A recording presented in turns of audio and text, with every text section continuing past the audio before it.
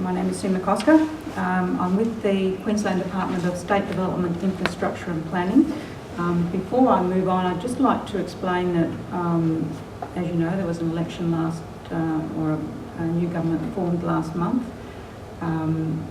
We happen to be going through machinery of government changes, and next week it's likely that I'll be working for the Department of State Development. I would suggest, if you're interested in the work that we do, you keep an eye on the state development piece, because that's where I and my colleagues will be, regardless of name changes and so on. So I wanted to take this opportunity to explain why we are lead agency for the Queensland Government in terms of economic recovery. Unfortunately, this is the top-down approach, and I will leave it to Brian Codd to talk about this in more detail later if he so chooses. However, we have within the government in Queensland an arrangement for managing disasters. We have the Queensland Disaster Management Group taking overarching responsibility for those matters, and within the Disaster Management Group there are 5 functional areas.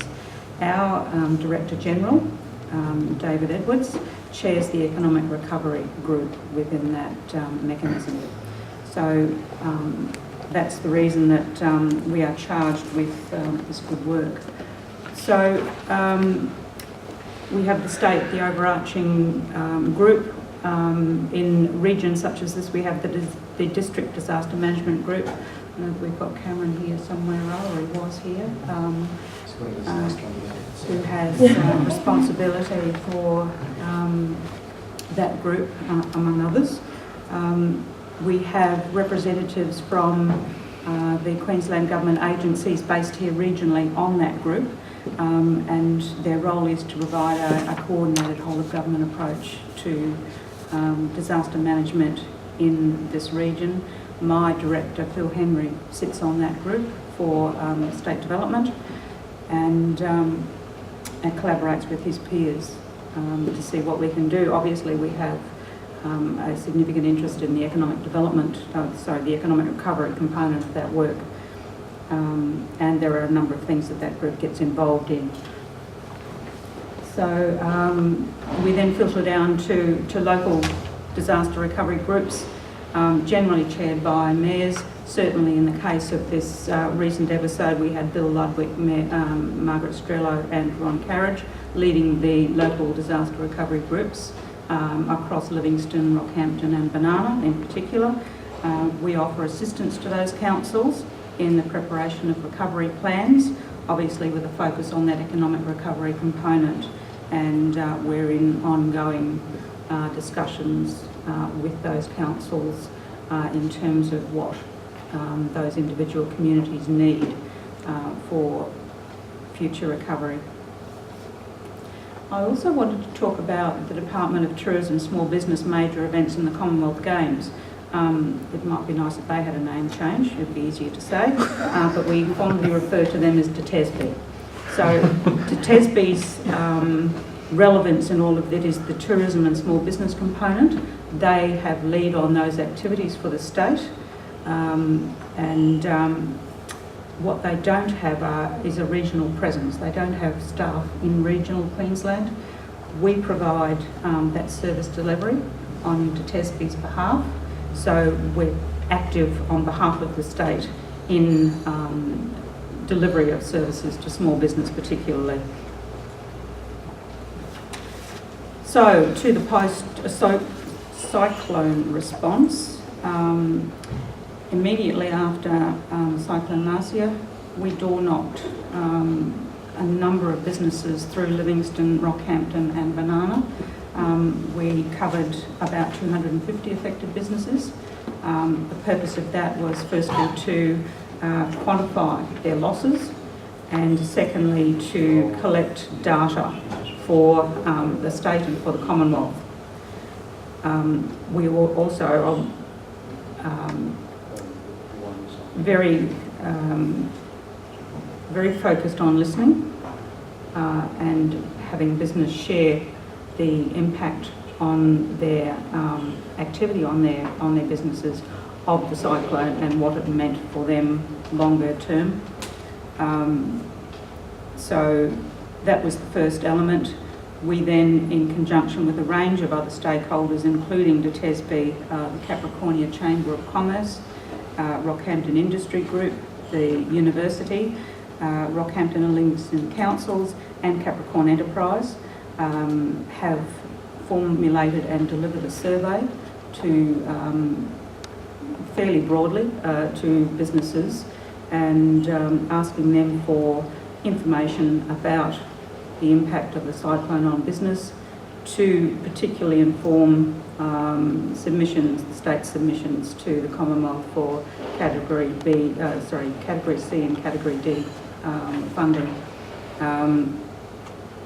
The state submission for Category C funding went to the Commonwealth last week. I know that a number of questions were asked of the state in response. We're still waiting for that final response to come from the Commonwealth, but of interest is that Category C funding has been announced for primary producers, so they've got access to some funding. The other thing I was going to show you, which I'll talk to instead, is, did I touch something there I shouldn't have? Or was it just sleeping? I wanted to highlight Business Boost. So last year in 2014, we, if we can go back one, that would be useful. There we go. We surveyed businesses. That survey was undertaken in partnership with Regional Development Australia, Fitzroy and Central West, again the Capricornia Chamber of Commerce and CQ University, to identify the challenges that businesses are having. In response to that, we've developed Business Boost. So we have 6 workshops.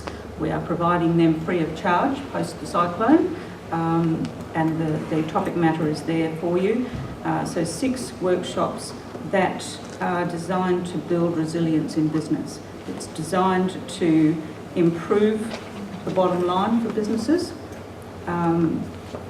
As an example, we've also, since the cyclone, had a look at the data that we obtained through the surveying and also through our door knocking, and we have tweaked our Business Boost to respond to some of those issues as well. So, for example, the Digital Economy Week, which we roll out on 1st of June, focuses on using digital technology, both front of house and back office activities, to improve business bottom lines. And we will also include in that content how to prepare digitally for events such as this. So we're building some, or encouraging businesses to build some resilience into their operations. In addition to that, so that Business Boost package of 6 workshops starts on the 21st of April. There are some flyers around down the back if you're interested in that program. We're also looking at business continuity and risk management as 2 additional workshops that we will develop and deliver in addition to those Business Boost workshops. So it encourages businesses to consider what they might need to ensure that they're in business during the next event and that they continue to flourish afterwards. The final slide is the most important, in that we have a range of knowledge and expertise within. We are very happy to receive phone calls at any time, and if there is an issue on which we're not able to respond, we will generally know who to refer that issue to, and we're more than happy to help businesses to in regard to issues that they raise. So for those who are very studious, you'll note that the numbers only change by 1 digit, so it should be easy enough to remember. Thank you very much.